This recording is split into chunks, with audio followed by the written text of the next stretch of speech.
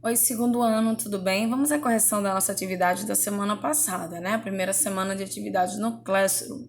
E aí, eu tenho um texto que é uma crônica, cujo título é Bons Tempos Aqueles. Eu vou fazer uma leitura rápida dele, tá? Esse texto aqui eu coloquei ele deitado na configuração de paisagem para que ficasse melhor enquadrado no celular, tá?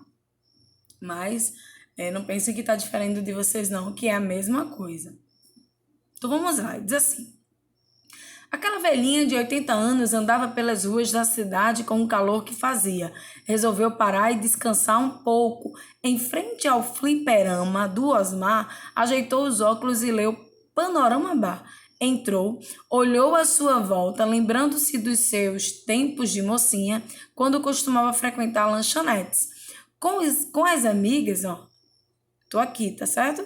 Com as amigas para ouvir músicas naquelas máquinas acionadas a fichas, aquelas do tempo do Cafunga. Dirigiu-se ao rapaz do caixa e, com um gesto nostálgico, falou: Por favor, mocinho, uma ficha.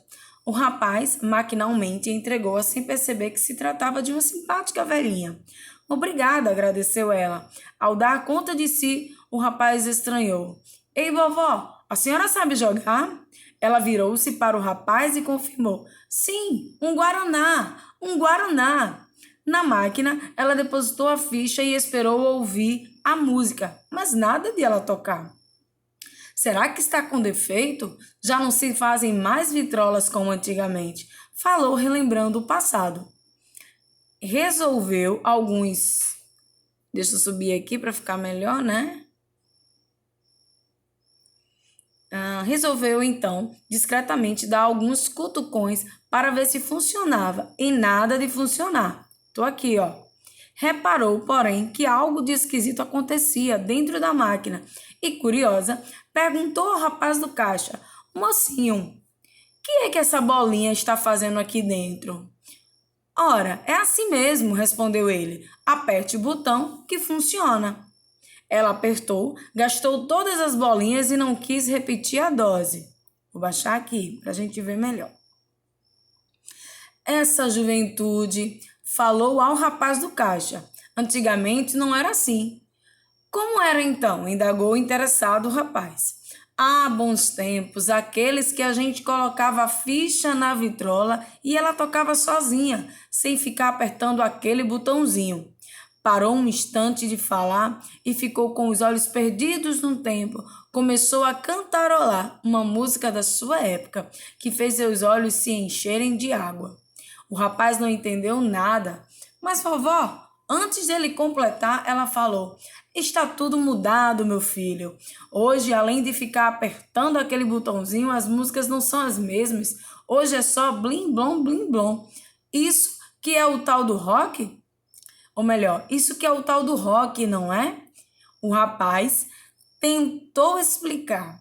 Não, vovó, aqui é uma casa para se jogar. Ela pegou a ficha e falou: não quero mais o Guaraná. E saiu cantarolando a música que costumava ouvir nos seus tempos de mocinha. Pois é, gente, essa é uma crônica e já já a gente vai entender por que isso é uma crônica. O que faz desse texto ser uma crônica? Vamos lá. Na primeira questão, eu pergunto: o narrador é observador ou personagem da história? E depois eu pergunto: como você chegou a essa conclusão?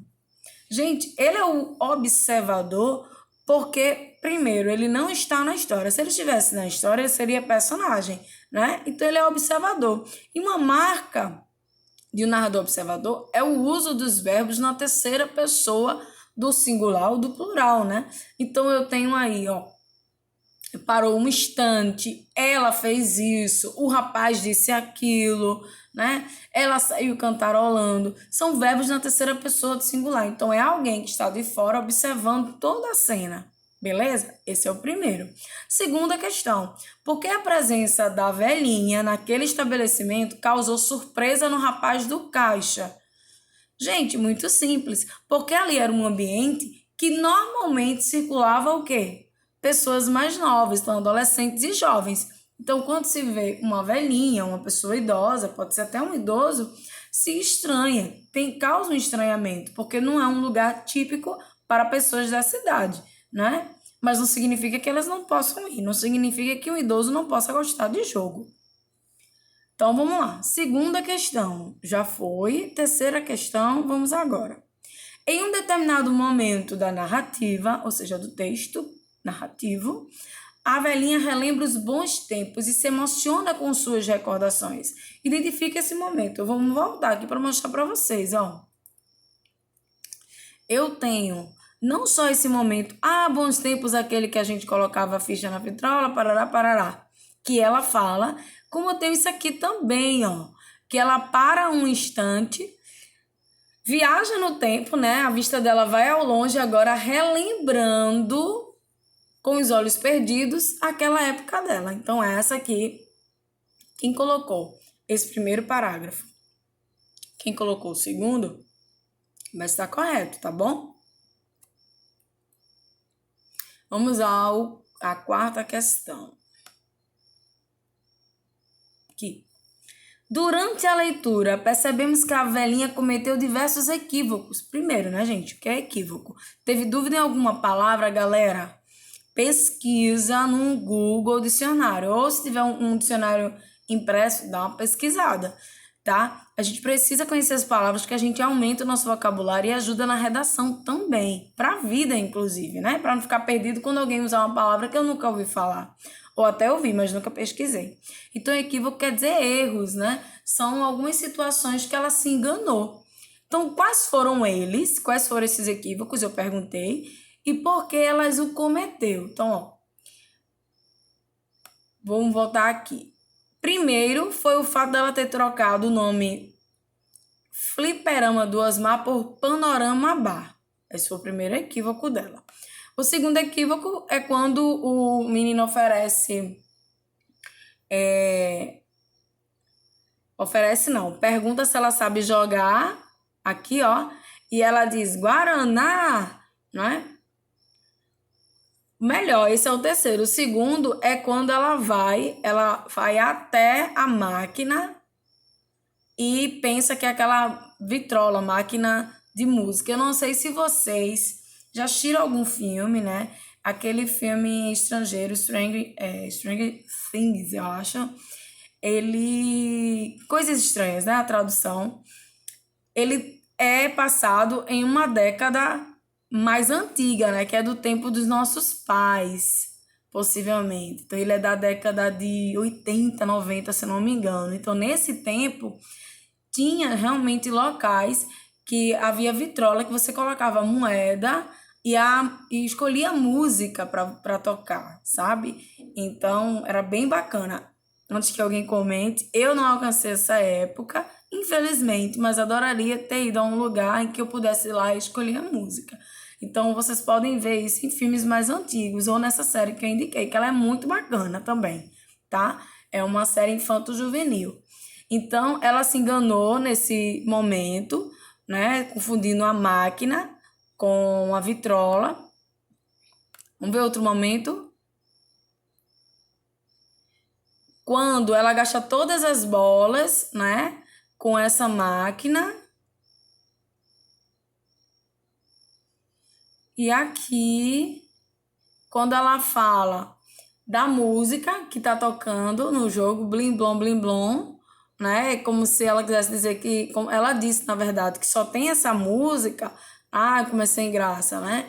Não se faz mais música e vitrola como antigamente. Então, ela se engana. E, por fim, ela se engana novamente quando o menino fala, o rapaz fala, mas vovó quer uma casa para se jogar. Ela, não quero mais Guaraná, certo? Então, são equívocos que ela teve. Por quê, gente? Eu pergunto, por que elas o cometeu? Devido a uma certa idade, né? A pessoa, ou seja, quando a gente está na terceira idade, quando a gente é velhinho, quando a gente é idoso, a gente começa a expressar algumas dificuldades no nosso corpo físico e muitas vezes até psíquico, né? Mentalmente. Então, ela tem problema de audição, que é um dos fatores, realmente, uma das características que boa parte dos idosos sofrem, é com a audição. E aí eu já dou uma dica para vocês. Vocês que ouvem muito fone de ouvido alto, pode ter certeza. Isso é cientificamente comprovado, viu? Que a juventude de hoje não vai ouvir tão bem quando estiver na fase, né, na idade mais ou menos ali dos 40, 50 anos. Enquanto a nossa juventude, ou a juventude dos nossos pais e avós, só tiveram problema de audição na velhice, essa juventude atual vai começar a ter problema de audição já próximo dos 50. Então, cuidado. Vamos para a quinta questão. O que faz do texto lido ser uma crônica? Pessoal, a crônica é um texto curto, né? Então eu considerei parcialmente quem colocou isso, mas o que faz ela ser crônica também é o fato dela tratar de uma temática do cotidiano. Por que eu considerei a metade um texto curto? Porque o conto também é um texto curto, né? Eu tenho uma receita também é um texto curto. Há vários gêneros textuais que são curtos. O que faz a crônica ser crônica é o fato dela tratar uma temática do cotidiano. Apesar de ser um texto de ficção, ela aborda um tema que é comum acontecer, que é o fato de uma pessoa idosa ir a lugares por engano, uma pessoa idosa se confundir com alguns objetos, com algumas situações, e uma pessoa idosa não ouvir bem, não ouvir direito. Então, são situações do nosso cotidiano, sim. Beleza? Vamos para o sexto. Eu tenho aqui voltou.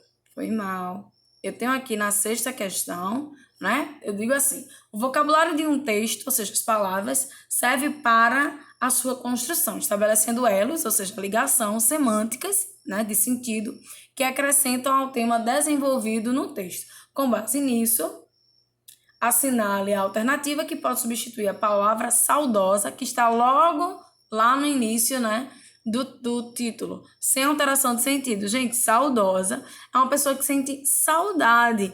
Então, na verdade, a velhinha estava saudosa porque ela estava nostálgica. Toda vez quando alguém fala, ai, que nostalgia, nossa, como eu estou nostálgica hoje, ou nostálgico, quer dizer que ela está com um sentimento saudosista, ou seja, de saudade, fazendo uma lembrança, trazendo uma lembrança à memória de algum tempo que ela viveu, alguma situação, beleza? Então, sexto, letra C.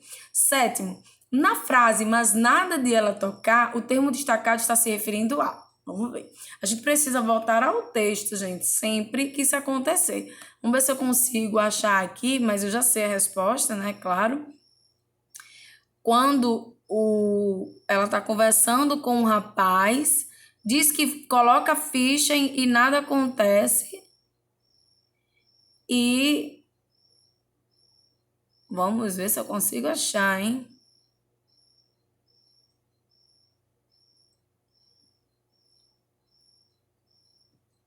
Ai, não consegui não, gente. Eu devia ter marcado antes. Mas, enfim. Quando ele fala assim, mas nada dela tocar, é justamente... a velhinha está se referindo à máquina, né? Ela fez de tudo, ela colocou lá as fichas, mas a máquina não tocou. Então, quando esse ela e esse pronome, eu lembro de ter sido aqui no início. Eu fico agoniada quando eu acho uma coisa. Então, esse pronome aí se refere à máquina, tá?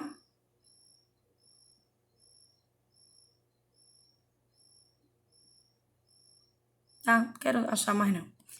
Aqui. O termo destacado na frase, mas nada dela tocar, a mesma frase, indica uma relação semântica, ou seja, de sentido de quê?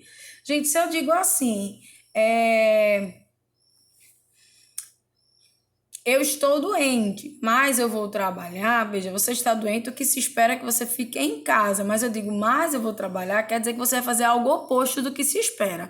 Então, foi o caso da velhinha. Ela colocou a fichinha lá para a máquina tocar, mas ocorreu algo contrário, ou seja, ela não tocou. Portanto, aqui esse mais indica oposição, tá bom? É uma ideia contrária, uma ideia de contradição. Beleza? Bons estudos para vocês. Valeu!